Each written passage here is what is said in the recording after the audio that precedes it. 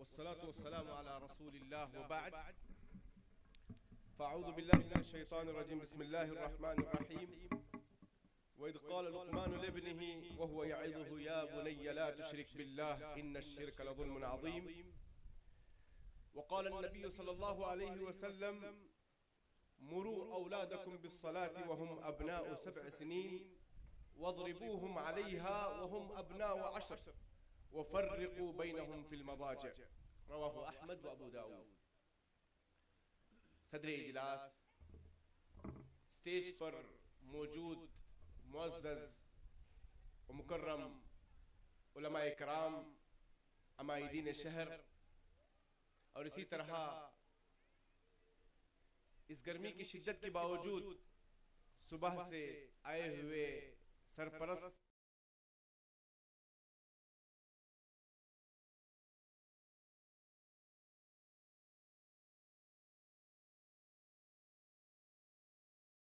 जिनके लिए ये बज़्म सजाई गई है, मेरी मुराद ये हुफ़्फ़ाज़ किराम, अस्सलामु अलैकुम व रहमतुल्लाहि व बरकातुहू। मुअज़्ज़ज़ सामईन, ये जो मदारिस हैं जहां ये दीनी खिदमात अंजाम दे रहे हैं, सुबह शाम रात दिन तालीम के शमे जलाने का काम कर रहे हैं, ये पूरी खिदमत एक तरफ रखें। सिर्फ इन मदारिस की, इन मकातिब की एक खिदमत जिस पर बहुत कम लोगों की तवज्जो जाती है, अगर उस एक खिदमत को पेश किया जाए तो इन मदारिस के किरदार को बतलाने के लिए काफी है। आज के इस जमाने में हजारों नहीं, लाखों नहीं, करोड़ों तलबा की मुफ्त तालीम, उनकी रिहाइश और तिब्बी सहूलियात और जो खिदमात ये मदारिस पेश करते हैं, करोड़ों तलबा की, करोड़ों गरीब घराने के तलबा की, इससे पता ये चलता है कि फिल वक्त दुनिया में अगर सबसे बड़ी एनजीओस, इस वक्त दुनिया में सबसे बड़ी एनजीओस जो खिदमत खल्क में लगी हुई हैं, तो वो ये मदारिस इस्लामिया है। मुअज़्ज़ज़ सामईन, हर चीज को तैयार करने के लिए हमारे पास आजकल फैक्ट्रियां और सांचे मिल जाते हैं। मोबाइल हो या कोई भी आला, उसको तैयार करने में कोई दुश्वारी नहीं होती है। इधर से आप सांचे में डाल दो, उधर से वो मटेरियल प्रोडक्ट तैयार होके आ जाता है, कोई भी चीज। लेकिन आज तक ऐसा कोई मशीन तैयार नहीं हुआ है, ऐसी कोई फैक्ट्री नहीं बनी है जहां से उम्मत के कायदीन तैयार हों, उम्मत के खैरखा पैदा हों, रहबर उन मशीनों से निकल कर आए। अगर उम्मत के कायदीन और रहबर और पेशवा लोगों को तैयार करने की कोई मशीन है तो ये हमारे मदारिस इस्लामिया है। हमारे मदारिस में सच्चर कमेटी की रिपोर्ट के मुताबिक कुल जो मुस्लिम आबादी है, उस आबादी की 4% तलबा, 4% उस कुल आबादी का हिस्सा है जो इन मदारिस का कस्द करते हैं, इन मदारिस का रुख करते हैं। अगर इस 4% जो मदारिस का कस्द करते हैं, उनकी काबिलियतों, उनकी सलाहियतों, उनकी लियाकत, उनके स्किल्स, उनके टैलेंट्स को बरूएकार लाया जाए, तो ये बकिया 96% जो मुस्लिम आबादी है, उनकी क़ियादत के लिए 4% तलबा काफी हैं। दानिश्वर तबका इस बात का एतराफ करता है कि जो 4% तलबा है, इनके अंदर जो बला का हाफिजा है, सलाहियतें जो इनके अंदर कूट कूट के भरी पड़ी हुई हैं, अगर देखा जाए, अगर इन तलबा को किसी भी मैदान में छोड़ दिया जाए उनकी काबिलियत और सलाहियत का एतराफ किया जाए, उनको कदरदानी की निगाह से देखा जाए। ये जो अनकट डायमंड पीस हैं, इनको तराशने की कोशिश की जाए, तो यकीन मानिए सबक पढ़ फिर सदाकत का, शजाअत का, अदालत का, सबक पढ़ फिर सदाकत का, शजाअत का, अदालत का, लिया जाएगा तुझसे काम दुनिया की इमामत का। ये जो तलबा हैं, इन तलबा पर तवज्जो दी जाए तो अल्लाह के रसूल सल्लल्लाहु अलैहि वसल्लम की जो हदीस है, इन्नमा अन्नासु कल इबिल मिया, लोगों की मिसाल एक रेवड़ के मानिंद, एक भीड़ की तरह है, लेकिन उसमें सवारी के काबिल हर 100 में एक ऊंट मिलता है। तो इसी तरह इन तलबा पर तवज्जो दी जाए तो यकीन मानिए ये वो सवार होंगे जिनसे दुनिया के जितने भी मैदान हैं उनमें लोहा मनवाया जा सकता है। एक पत्थर की भी तकदीर संवर सकती है, एक पत्थर की भी तकदीर संवर सकती है, शर्त यह है कि सलीके से तराशा जाए। इस्लाम में जो तरबियत की उम्र है वो क्या है, इस पर हमें जरा तवज्जो देने की जरूरत है। इस्लाम एक बच्चे की तरबियत का ख्याल कब से करता है? अगर ये मैं हमारी बहनों से, हमारी माँ और बहनों से सवाल करूं या सरपरस्त हजरात से सवाल करूं तो पहले वहले में यही जवाब आएगा कि बच्चे की पैदाइश के बाद इब्तिदाई उम्र में उसकी तरबियत पर तवज्जो देने का वक्त है। हरगिज नहीं। इस्लाम ने बच्चों की तरबियत, बच्चों के जो माँ बाप हैं उनके निकाह से पहले इस पर तवज्जो दी है। अल्लाह के रसूल सल्लल्लाहु अलैहि वसल्लम की हदीस है, तुनकहुल मरअतु लिअरबा, लिमालिहा, लिहसबिहा, वलिजमालिहा, वलिदीनिहा, फज़फर बिज़ातिद्दीन तरिबत यदाक। अल्लाह के रसूल सल्लल्लाहु अलैहि वसल्लम ने फरमाया, किसी खातून से जो निकाह किया जाता है वो 4 मकासद से है। या तो उसकी खूबसूरती देखी जाती है, उसका हसब और नसब देखा जाता है, वो कितने मालदार घराने की है ये देखा जाता है, या फिर उसके दीन को देखा जाता है। शरीयत ने हमें तवज्जो दिलाई, फज़फर बिज़ातिद्दीन, आप दीन को तरजीह दें। जब आप दीन को तरजीह देंगे तो ये जो खूबसूरती, खानदान, हसब, नसब, मालो दौलत जो भी कमी है इस दीन के जरिए उसकी भरपाई हो जाएगी। अगर आप नेक औलाद चाहते हो तो सबसे पहले शरीयत ने एक नेक खातून के इंतखाब का हुक्म दिया, तब जाकर उसके खोप में एक नेक औलाद जन्म लेगी। क्योंकि ये जो नेक औलाद है दुनिया में जो बाइसे इफ्तिखार है ही, उसके साथ साथ इंसान के मरने के बाद जो चीजें काम आती हैं, इज़ा मातल इंसान इनक़ता अमलु, जब इंसान मर जाता है तो उसके पूरे अमाल मुनक़ते हो जाते हैं सिवाय 3 चीजों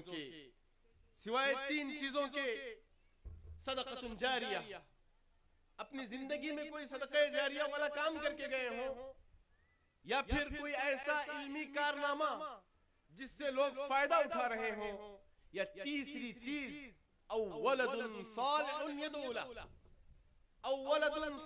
यदू लह, अगर आप अपने पीछे नेक औलाद छोड़कर जा रहे तो ये नेक औलाद आपके लिए आपके मरने के बाद जो दुआएं करेंगी ये तुम्हें काम आएंगी।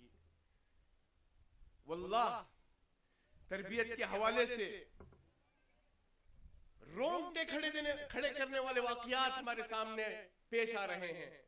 अल्लाह गवाह है, आज फजर की बात है, एक खातून का 6 मिनट का ऑडियो मेरे पास भेजा गया। उसी खातून ने भेजा, तिलमिला के रोते रोते वो अपनी बेटी के किसी आशिक के चक्कर में फंस के अपने हाथों से और घर से निकलने के वाकये को बयान करके ज़ारो कतार रो रही है। आजकल के ऐसे फितने हैं, अगर हम अपनी औलाद को सही तरबियत ना दें, यकीन मानिए बारिशें अगर ना हो तो फसलें तबाह होंगी। अगर आप अपनी औलाद की तरबियत ना करें तो नस्लें तबाह होंगी। सुबह से वो जब से मैं ऑडियो सुना हूं मेरे रोंगटे खड़े हुए हैं। एक लफंगा शख्स वक्तिया तौर पर हमारी बच्चियों को हथेली में जन्नत दिखा देते हैं। क्या कुछ चॉकलेट्स, मोबाइल और कुछ गिफ्ट्स हाथ में दे दिए तो ये जो हमारी औलाद है, जिसको 25-25 साल तक, 20-20 साल तक मां की ममता, बाप ने खून पसीना एक करके उसकी तरबियत के लिए अपना सब कुछ निछावर किया, 2-4 गिफ्ट और मोबाइल और ये चॉकलेट्स मिल जाए तो अपने माँ बाप को धुतकार कर वो ऐरे और गैरों के घरों में चली जाती हैं। पिछले दिनों आपने वो वाकया भी देखा होगा, किसी के साथ जो चक्कर था, कोर्ट मैरिज से जब निकल रहे थे तो मां कार के दरवाजे के पास आके तरस रही है, बिलबिला रही है। वो सख्त दिल बेटी दरवाजे को इस तेजी के साथ मारती है कि मां रस्ते में गिर जाती है और वो अपने आशिक के साथ ससुराल चली जाती है। ये बच्चे हमारे लिए ये जो सरमाया है ये ऐश के मानिंद है। अगर हम इस पर तवज्जो ना दें तो ये हमारा ऐश, ये हमारा सरमाया पिघल जाएगा और हम देखते रह जाएंगे। ये जो औलाद है ये बहुत बड़ी नेमत है। औलाद की कदर, औलाद का मकाम उन लोगों से पूछो जो औलाद से महरूम है। औलाद की वैल्यू और उसकी कदर उन लोगों से पूछो जिनसे उनकी औलाद छीन चुकी है। इन औलाद के लिए कितने वालिदैन रात दिन दुआओं में अपना वक्त गुजारते हैं, अल्लाह से मन्नतें और समाजतें करते हैं और इसी औलाद के लिए तड़पते तड़पते दूर दूर उम्रे और हज का सफर सिर्फ और सिर्फ अपनी औलाद के हुसूल के लिए करते हैं। मेरी प्यारी बहनों, ये जो औलाद की नेमत है, हमारे सामने इब्राहिम अलैहिस्सलाम के साथ इब्राहिम अलैहिस्सलाम और इस्माइल अलैहिस्सलाम की मिसाल है कि किस तरह इब्राहिम अलैहिस्सलाम ने अपने नेक औलाद के लिए दुआ मांगी, रब्बी हबली मिनस सालिहीन। देखिए, अल्लाह ताला ने औलाद को रिज़्क़ नहीं करार दिया। रिज़्क़ तो अल्लाह ताला सबको देता है, लेकिन औलाद के लिए जो लफ्ज इस्तेमाल किया हिबा, ये अल्लाह की तरफ से गिफ्ट है। यहबु लिमन यशाउ इनासा, जिसको चाहे बेटियां देता है। व यहबु लिमन यशाउ ज़ुकूर, जिसको चाहे बेटे अता करता है। औ युज़व्विजुहुम ज़ुक्राना व इनासा, जिसको चाहे बेटे और बेटियां अता करता है। व यजअलु मन यशाउ अक़ीमा, और जिसको चाहे बांझ रख देता है। अल्लाह की इस सल्तनत में और इस मिल्कियत में किसी का दखल नहीं है।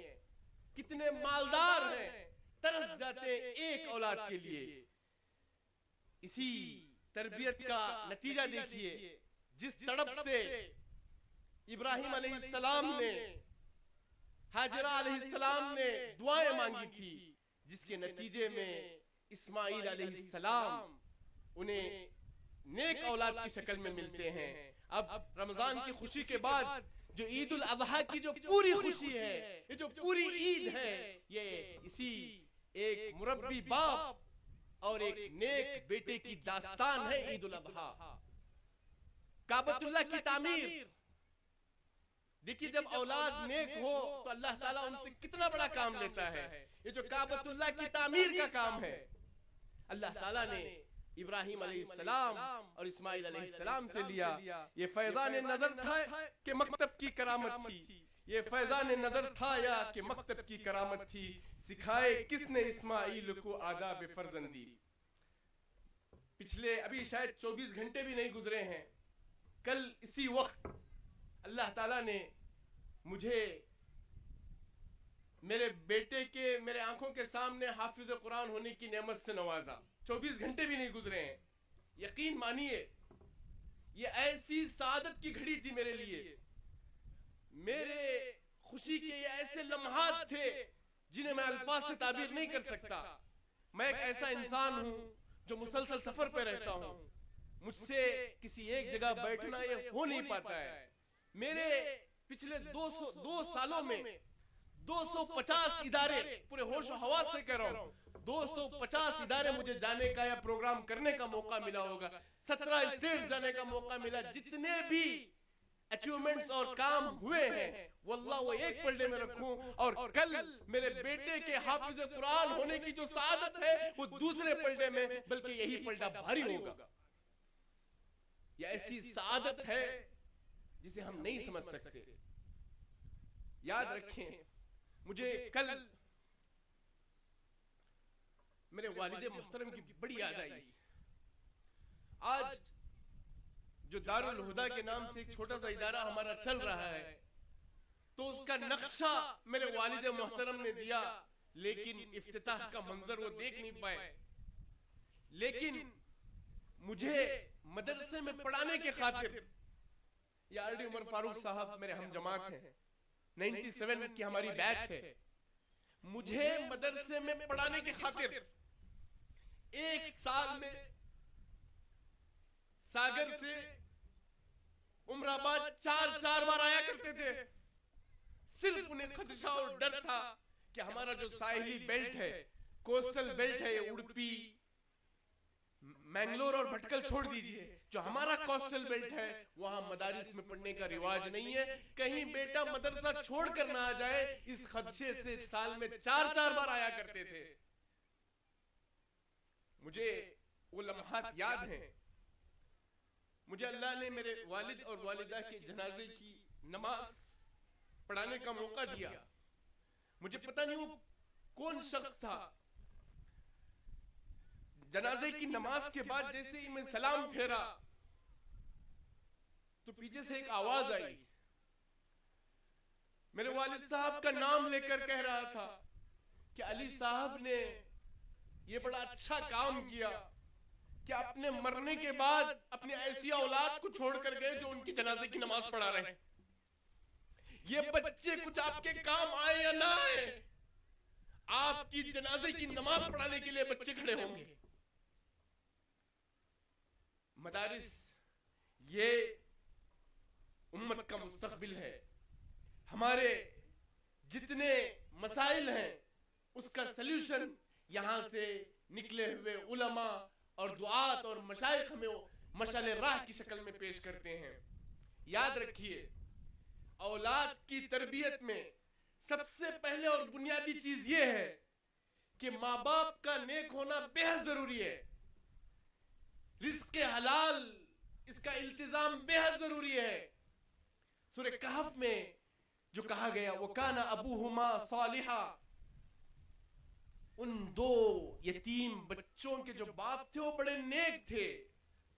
और रिवायतों में आता है कि वो 8वीं पुश्त ऊपर थे। जैसे कहते हैं ना, बाप दादा परदादा अक्कड़ दादा लक्कड़ दादा, इस तरह 8वीं पुश्त के दादा की जो नेकियां थी, उनके नेकियों का बदला 8 पुश्त बाद उनकी औलाद को मिल रहा है। और इसी तरह सईद इब्ने मुसय्यिब रज़ियल्लाहु अन्हु के बारे में आता है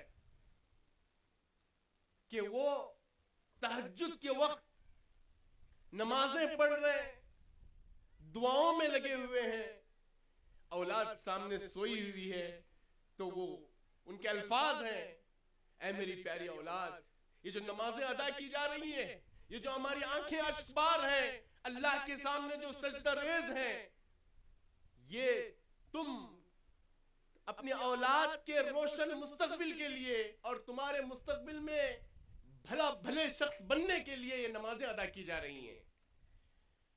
वालिदैन का नेक होना औलाद की तरबियत पर इसका बड़ा असर होता है। आपको पता है, अशरे मुबश्शरा में एक सहाबी हैं सईद बिन ज़ैद। अशरे मुबश्शरा में आप सबकी तारीख देख लीजिए, अबू बकर रज़ियल्लाहु अन्हु, उमर रज़ियल्लाहु अन्हु, उस्मान रज़ियल्लाहु अन्हु, अली रज़ियल्लाहु अन्हु, अब्दुर्रहमान इब्न औफ रज़ियल्लाहु अन्हु, तलहा बिन उबैदिल्लाह, साद इब्न अबी वक्कास, जुबैर इब्न अवाम, अबू उबैदा बिन आमिर अल जर्राह, हर एक की तारीख है, हर एक के कारनामों से तारीखी सफात भरे पड़े हुए हैं। अब तफसील में जाने का वक्त नहीं है, लेकिन सईद बिन ज़ैद, इन सहाबी के बारे में आप ज्यादा वाक़ियात नहीं सुनेंगे कि उन्होंने ये कर दिया, ये अंजाम, ये फतूहात, ये कारनामे, कुछ नहीं मिलेगा। लेकिन सवाल ये है कि उनका नाम किस तरह अशर मुबशरा की फहरिस्त में आ गया। तो इसमें सीरत निगार कहते हैं कि उनके वालिद का नेक होना, ज़ैद बिन अम्र बिन नुफैल, जिन्होंने अल्लाह के रसूल का नबूवत वाला जमाना पाया नहीं, लेकिन जमाने जाहिलियत में वो बहुत बड़े मुआहिद थे। अल्लाह के रसूल सल्लल्लाहु अलैहि वसल्लम कहते हैं कि मिना, अरफा और मुज़दलिफा में अल्लाह के रसूल सल्लल्लाहु अलैहि वसल्लम उन्हें देखा करते थे कि वो लोगों को तौहीद की तरफ बुला रहे हैं, शिर्क से रोक रहे हैं। तो अल्लाह के रसूल सल्लल्लाहु अलैहि वसल्लम ने कहा कि मुझे अल्लाह की जात से उम्मीद है कि अल्लाह ताला ज़ैद बिन अम्र बिन नुफैल को कल क़यामत के दिन तन्हा उम्मती बनाकर उठाएगा, तन्हा उम्मत बनाकर उठाएगा। तो इस नेक वालिद का सालेह होना, उसका बदला और उसकी जजा उनके औलाद की शक्ल में मिली, और अल्लाह ताला ने उनके फर्जंद सईद बिन ज़ैद को अशर मुबशरा में बनाया। नेक औलाद, ये अल-माल वल बनून ज़ीनतुल हयातिद दुनिया, कुरान मजीद में इसे दुनियावी जिंदगी की जीनत करार दिया। ज़ुय्यिना लिन्नासि हुब्बुश शहवाति मिनन निसाइ वल बनीन, इस पर फख्र करने की और इस पर रश्क करने की चीज औलाद को करार दिया। अगर हम देखें तो तमाम अंबिया की दुआओं का ये हिस्सा रहे हैं, ये दिलों को सुकून पहुंचाने वाली चीज है, और इसी तरह आंखों को ठंडक पहुंचाने वाली चीज है नेक औलाद। मोअज़्ज़ज़ सामईन, देखिए, आपके लिए उस घड़ी और उस लम्हे से ज्यादा सादत मंदी की कोई घड़ी नहीं हो सकती कि आप अपने औलाद की तरबियत ऐसे करें, आप अपने बच्चों को ऐसे करें कि इबादत में वो आपसे पहले निकल जाए। अजान हो तो आपकी औलाद आपसे पहले मस्जिद चली जाए और सफों में आपसे पहले नजर आए, और उन मासूम बच्चों की जबानी आपके लिए रब्बिरहमहुमा कमा रब्बयानी सगीरा की अगर दुआ निकल रही है तो समझ लीजिए इस दुनिया में आपसे ज्यादा कोई सआदतमंद नहीं है। मोअज़्ज़ज़ सामईन और ख़वातीन, आज का जो जमाना है ये फितनों का जमाना है। आज का जो जमाना है बेशुमार चैलेंजेस है हमारे सामने। एक तरफ LGBT का फितना है। पिछले दिनों मेरे भाई रियाज में कंपनी के मालिक हैं, एक शख्स आकर ये कह रहा है मेरी बेटी का निकाह है, और रो रहा है। क्यों रो रहे हो? कहा मेरी बेटी का निकाह है। तो मेरे भाई उसको समझा रहे हैं, भाई ये तो खुशी की घड़ी है, ये तो मिठाई तकसीम करने का वक्त है। तो उस